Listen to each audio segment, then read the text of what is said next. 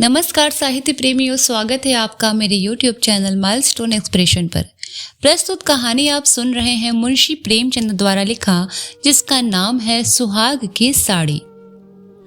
यह कहना भूल है कि दाम्पत्य सुख के लिए स्त्री पुरुष के स्वभाव में मेल होना आवश्यक है। श्रीमती गौरा और श्रीमान कुंवर रतन सिंह में कोई बात न मिलती थी। गौरा उदार थी, रतन सिंह कौड़ी कौड़ी को दांतों से पकड़ते थे। वह हंसमुख थी, रतन सिंह चिंताशील थे। वह कुल मर्यादा पर जान देती थी, रतन सिंह इसे आडंबर समझते थे। उनके सामाजिक व्यवहार और विचार में भी घोर अंतर था। यहाँ उदारता की बाजी रतन सिंह के हाथ में थी। गौरा को सहभोज से आपत्ति थी, विधवा विवाह से घृणा और अछूतों के प्रश्न से विरोध। रतन सिंह इन सभी व्यवस्थाओं के अनुमोदक थे। राजनीतिक विषयों में यह विभिन्नता और भी जटिल थी। गौरा वर्तमान स्थिति को अटल, अमर, अपरिहार्य समझती थी। इसीलिए वह नरम गरम कांग्रेस, स्वराज्य, होम रूल सभी से विरक्त थी। कहती, ये मुट्ठी भर पढ़े लिखे आदमी क्या बना लेंगे, चने कहीं पहाड़ फोड़ सकते हैं। रतन सिंह पक्के आशावादी थे, राजनीतिक सभा की पहली पंक्तियों में बैठने वाले, कर्म क्षेत्र में सबसे पहले कदम उठाने वाले, स्वदेश व्रतधारी और बहिष्कार के पूरे अनुयायी। इतनी विषमताओं पर भी उनका दाम्पत्य जीवन सुखमय था। कभी कभी उनमें मतभेद अवश्य हो जाता था, पर वे समीर के वे झोंके थे जो स्थिर जल को हल्की हल्की लहरों से आभूषित कर देते हैं। वे प्रचंड झोंके नहीं जिनसे सागर विप्लव क्षेत्र बन जाता है। थोड़ी सी सदिक्षा सारी विषमताओं और मतभेदों का प्रतिकार कर देती है। विदेशी कपड़ों की होलियां जलाई जा रही थी। स्वयंसेवकों के जत्थे भिखारियों की भांति द्वार पर खड़े हो होकर विलायती कपड़ों के भिक्षा मांगते थे, और ऐसा कदाचित ही कोई द्वार था जहां उन्हें निराश होना पड़ता। खद्दर और गाढ़े के दिन फिर गए थे। नयन सुख, नयन दुख, मलमल और तंजेब तनबेद हो गए थे। रतन सिंह ने आकर गौरा से कहा, लाओ अब सब विदेशी कपड़े संदूक से निकाल दो, दे दूं। गौरा, अरे तो इसी घड़ी कोई साइत निकली जाती है, कभी और दे देना। रतन, वाह, लोग द्वार पर खड़े होकर कोलाहल मचा रहे हैं और तुम कहती हो फिर कभी दे देना। गौरा, तो ये लो कुंजी निकाल कर दे दो, मगर ये सब है लड़कों का खेल। घर फूकने से स्वराज्य न कभी मिला है और न कभी मिलेगा। रतन, मैंने कल ही तो इस विषय पर तुमसे घंटों सिरपच्ची की थी और उस समय तुम मुझसे सहमत हो गई थी।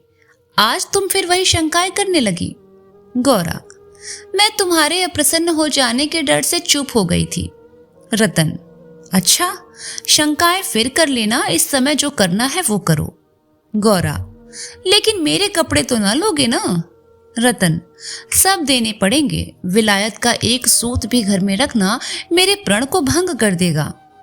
इतने में राम टहल साइस ने बाहर से पुकारा, सरकार, लोग जल्दी मचा रहे हैं, कहते हैं अभी कई मोहल्लों का चक्कर लगाना है। कोई गाढ़े का टुकड़ा हो तो मुझे भी मिल जाए, मैंने भी अपने कपड़े दे दिए हैं। केसर महरी कपड़ों की एक गठरी लेकर बाहर जाती हुई दिखाई दी। रतन सिंह ने पूछा, क्या तुम भी कपड़े देने आई हो? केसर ने लजाते हुए कहा, हाँ सरकार, जब देश छोड़ रहा है तो मैं कैसे पहनूं। रतन सिंह ने गौरा की ओर आदेशपूर्ण नेत्रों से देखा। अब वह विलंब न कर सकी। लज्जा से सिर झुकाए संदूक खोलकर कपड़े निकालने लगी। एक संदूक खाली हो गया तो उसने दूसरा संदूक खोला। सबसे ऊपर एक सुंदर रेशमी सूट रखा हुआ था जो कुंवर साहब ने किसी अंग्रेजी कारखाने में सिलाया था। गौरा ने पूछा, क्या सूट भी निकाल दूं? रतन, हाँ हाँ, इसे किस दिन के लिए रखोगी? गौरा, यदि मैं ये जानती कि इतनी जल्दी हवा बदलेगी तो कभी यह सूट न बनवाने देती, सारे रुपए खून हो गए। रतन सिंह ने कुछ उत्तर न दिया। तब गौरा ने अपना संदूक खोला और जलन के मारे स्वदेशी विदेशी सभी कपड़े निकाल निकाल कर फेंकने लगी। वह आवेश प्रवाह में आ गई। उनमें कितनी ही बहुमूल्य फैंसी जैकेट और साड़ियां थीं जिन्हें किसी समय पहनकर वह फूली न समाती थी। बाज बाज साड़ियों के लिए तो उसे रतन सिंह ने बार बार तकाजे करने पड़ते थे, पर इस समय सबकी सब आंखों में खटक रही थी। रतन सिंह उसके भावों को ताड़ रहे थे। स्वदेशी कपड़ों का निकाला जाना उन्हें भी अखर रहा था, पर इस समय चुप रहने में ही कुशल समझते थे। तिस पर भी दो एक बार वाद विवाद की नौबत आ ही गई। एक बनारसी साड़ी के लिए तो वह झगड़ बैठे। उसे गौरा के हाथों से छीन लेना चाहा, पर गौरा ने एक न मानी, निकाल ही फेंका। सहसा संदूक में से एक केसरिया रंग की तंजेब की साड़ी निकल आई, जिस पर पक्के आंचल और पल्ले टंगे हुए थे। गौरा ने उसे जल्दी से लेकर अपनी गोद में छिपा लिया। रतन सिंह ने पूछा, कैसी साड़ी है? गौरा, कुछ नहीं, तंजेब की साड़ी है, आंचल पक्का है। रतन, तंजेब की है तब तो जरूर ही विलायती होगी, उसे अलग क्यों रख दिया? क्या वह बनारसी साड़ियों से अच्छी है? गौरा, अच्छी तो नहीं है, पर मैं इसे नहीं दूंगी। रतन, वाह, विलायती चीज को मैं न रखने दूंगा, ले आओ इधर। गौरा, नहीं, मेरी खातिर इसे रहने दो। रतन, तुमने मेरी खातिर से एक भी चीज न रखी, मैं क्यों तुम्हारी खातिर करूं? गौरा, पैरों पड़ती हूं, जिद ना करो। रतन, स्वदेशी साड़ियों में से चाहे जो रख लो, लेकिन इस विलायती चीज को मैं न रखने दूंगा। इसी कपड़े की बदौलत हम गुलाम बने, यह गुलामी का दाग मैं अब नहीं रख सकता, लाओ इधर। गौरा, मैं इसे न दूंगी, एक बार नहीं 1000 बार कहती हूं, नहीं दूंगी। रतन, और मैं इसे लेकर छोड़ूंगा, इस गुलामी के पटके को, इस दासत्व के बंधन को किसी तरह न रखूंगा। गौरा, नाहक जिद करते हो। रतन, आखिर तुमको इससे इतना प्रेम क्यों है?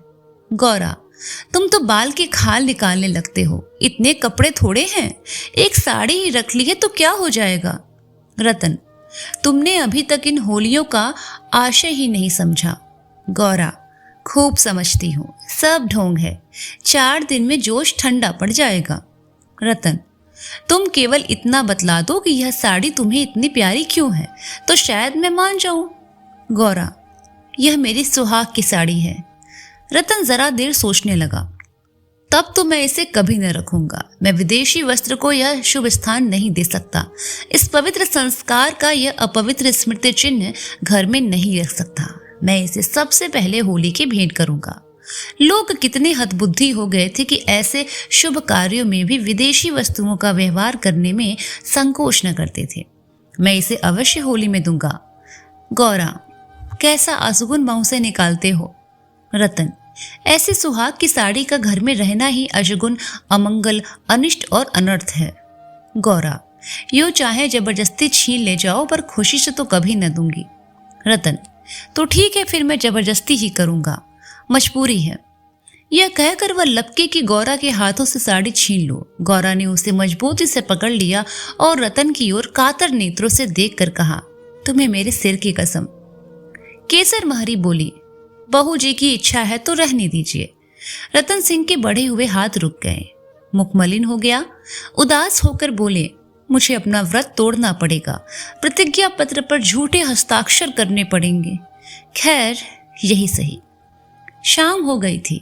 द्वार पर स्वयंसेवक गण शोर मचा रहे थे। कुंवर साहब, जल्दी आइए, श्रीमती जी से कह दीजिए हमारी प्रार्थना स्वीकार करें, बहुत देर हो रही है। उधर रतन सिंह असमंजस में पड़े हुए थे कि प्रतिज्ञा पत्र पर कैसे हस्ताक्षर करूं, विदेशी वस्त्र घर में रख कर स्वदेशी व्रत का पालन क्यों कर होगा। आगे कदम बढ़ा चुका हूं, पीछे मैं हट नहीं सकता, लेकिन प्रतिज्ञा का अक्षरशः पालन करना अभिष्ट भी तो नहीं, केवल उसके आशय पर लक्ष्य रहना चाहिए। इस विचार से मुझे प्रतिज्ञा पत्र पर हस्ताक्षर करने का पूरा अधिकार है। त्रियाहट के सामने किसी की नहीं चलती। यूं चाहूं तो एक ताने में काम निकल सकता है, पर उसे बहुत दुख होगा, बड़ी भावुक है, उसके भावों का आदर करना तो मेरा कर्तव्य है। गौरा भी चिंता में डूबी हुई थी। सुहाग की साड़ी सुहाग का चिन्ह है, उसे आग नहीं, कितने अशगुन की बात है। ये कभी कभी बालकों की भांति जिद करने लगते हैं, अपनी धुन में किसी की नहीं सुनते, बिगड़ते हैं तो मानो मुंह ही नहीं सीधा होता। लेकिन वे बेचारे भी तो अपने सिद्धांतों से मजबूर हैं, झूठ से उन्हें घृणा है। प्रतिज्ञा पत्र पर झूठी स्वीकृति लिखनी पड़ेगी, उनकी आत्मा को बड़ा दुख होगा, घोर धर्म संकट में पड़े होंगे। यह भी तो नहीं हो सकता कि सारे शहर में स्वदेशानुरागियों के सिरमौर बनकर उस प्रतिज्ञा पत्र पर हस्ताक्षर करने से आनाकानी कर दे। कहीं मुंह दिखाने को जगह न रहेगी, लोग समझेंगे बना हुआ है, पर शकुन की चीज कैसे दे दूं? इतने में उसने राम टहल साइस को सिर पर कपड़ों का गट्ठर लिए बाहर जाते देखा। केसर महरी की एक गट्ठर सिर पर रखे हुए थी। पीछे पीछे रतन सिंह हाथ में प्रतिज्ञा पत्र लिए जा रहे थे। उनके चेहरे पर ग्लानि की झलक थी, जैसे कोई सच्चा आदमी झूठी गवाही देने जा रहा हो। गौरा ने देखकर उन्होंने आंखें फेर ली और चाहा कि उसकी निगाह बचाकर निकल जाऊं। गौरा को ऐसा जान पड़ा कि उनकी आंखें डबडबाई हुई हैं। वह राह रोक कर बोली, जरा सुनते जाओ। रतन, जाने दो, जिद न करो, लोग बाहर खड़े हैं, जाने दो। उन्होंने चाहा कि पत्र को छिपा लूं, पर गौरा ने उसे उनके हाथ से छीन लिया। उसे गौर से पढ़ा और एक क्षण चिंता मग्न रहने के बाद बोली, वह साड़ी भी लेते जाओ। रतन, रहने दो, अब तो मैंने झूठ लिख ही दिया है। गौरा, मैं क्या जानती थी कि तुम ऐसी कड़ी प्रतिज्ञा करके बैठे हो। रतन, ये तो तुमसे मैंने पहले ही कह दिया था। गौरा, मेरी भूल थी, क्षमा कर दो और इसे लेते जाओ। रतन, जब तुम इसे देना अशगुन समझती हो तो रहने दो। तुम्हारी खातिर थोड़ा सा झूठ बोलने में मुझे कोई आपत्ति नहीं है। गौरा, नहीं, लेते जाओ, अमंगल के भय से तुम्हारी आत्मा का हनन नहीं करना चाहती। ये कहकर उसने अपनी सुहाग की साड़ी उठाकर पति के हाथों में दे दी। रतन ने देखा, गौरा के चेहरे पर एक रंग आता है, एक रंग जाता है, जैसे कोई रोगी अंतरस्थ विषम वेदना को दबाने की चेष्टा कर रहा हो। उन्हें अपने हृदयता पर लज्जा आ गई। हाँ, केवल अपने सिद्धांत की रक्षा के लिए, अपनी आत्मा के सम्मान के लिए मैं इस देवी के भावों का वध कर रहा हूँ। यह अत्याचार है। साड़ी गौरा को देकर बोले, तुम इसे रख लो, मैं प्रतिज्ञा पत्र को फाड़ डालता हूँ। गौरा ने दृढ़ता से कहा, तुम न ले जाओगे तो मैं खुद जाकर दे आऊंगी। रतन सिंह विवश हो गए, साड़ी ली और बाहर चले आए। उसी दिन से गौरा के हृदय पर एक बोझ सा रहने लगा। वह दिल बहलाने के लिए नाना उपाय करती, जलसों में भाग लेती, सैर करने जाती, मनोरंजक पुस्तकें पढ़ती, यहाँ तक कि कई बार नियम के विरुद्ध थिएटरों में भी गई। किसी प्रकार अमंगल कल्पना को शांत करना चाहती थी, पर यह आशंका एक मेघमंडल की भांति उसके हृदय पर छाई रहती थी। जब एक पूरा महीना गुजर गया और उसकी मानसिक वेदना दिनों दिन बढ़ती ही गई, तो कुंवर साहब ने उसे कुछ दिनों के लिए अपने इलाके पर ले जाने का निश्चय किया। उसका मन उन्हें उनके आदर्श प्रेम का नित्य तिरस्कार किया करता था। वह अक्सर देहातों में प्रचार का काम करने जाया करते थे, पर अब अपने गांवों से बाहर न आते, या जाते तो संध्या तक जरूर लौट आते। उनकी एक दिन की देर उनका साधारण सिर दर्द और जुकाम उसे अव्यवस्थित कर देते थे। वह बहुधा बुरे स्वप्न देखा करती। किसी अनिष्ट के काल्पनिक अस्तित्व की छाया उसे अपने चारों ओर मंडराती हुई प्रतीत होती थी। वह तो देहात में पड़ी हुई आशंकाओं की कठपुतली बनी हुई थी। इधर उसके सुहाग की साड़ी स्वदेश प्रेम की वेदी पर भस्म होकर रिद्धि प्रदायिनी भभूत बनी हुई थी। दूसरे महीने के अंत में रतन सिंह उसे लेकर लौट आए। गौरा को वापस आए 3-4 दिन हो चुके थे, पर असबाब के संभालने और नियत स्थान पर रखने में वह इतनी व्यस्त रही कि घर से बाहर न निकल सकी। कारण ये था कि केसर महरी उसके जाने के दूसरे ही दिन छोड़कर चली गई थी, और अभी उतनी चतुर दूसरी महरी मिली न थी। कुंवर साहब का साइस राम टहल भी छोड़ गया था। बेचारे कोचवान को साइस का भी काम करना पड़ रहा था। संध्या का समय था। गौरा बरामदे में बैठी आकाश की ओर एकटक होकर ताक रही थी। चिंताग्रस्त प्राणियों का एकमात्र यही अवलंब है। सहसा रतन सिंह ने आकर कहा, चलो आज तुम्हें स्वदेशी बाजार की सैर करा लाएं। यह मेरा ही प्रस्ताव था, पर 4 दिन यहाँ आए हो गए, उधर जाने का अवकाश ही न मिला। गौरा, मेरा तो जाने को जी नहीं चाहता, यहीं बैठकर कुछ बातें करो। रतन, नहीं, चलो देख कर आते हैं, 1 घंटे में लौट आएंगे। अंत में गौरा राजी हो गई। इधर महीनों से बाहर न निकली थी। आज उसे चारों तरफ एक विचित्र शोभा दिखाई थी। बाजार कभी इतनी रौनक न था। वह स्वदेशी बाजार में पहुंची तो जुलाहों और कोरियों को अपनी अपनी दुकानें सजाए बैठे देखा। सहसा एक वृद्ध कोरी ने आकर रतन सिंह को सलाम किया। रतन सिंह चौंक कर बोले, राम टहल, तुम अब यहाँ कहाँ हो? राम टहल का चेहरा सुसंपन्न था। उसके अंग अंग से आत्मसम्मान की आभा झलक रही थी। आंखों में गौरव ज्योति थी। रतन सिंह को कभी अनुमान न हुआ था कि अस्तबल साफ करने वाला बुढ़ा राम टहल इतना सौम्य, इतना भद्र पुरुष है। वह बोला, सरकार, अब तो अपना कारोबार करता हूँ। जब से आपकी गुलामी छोड़ी है तब से अपने काम में लग गया हूँ। आप लोगों की निगाह हम गरीबों पर हो गई, हमारा भी गुजर हो रहा है।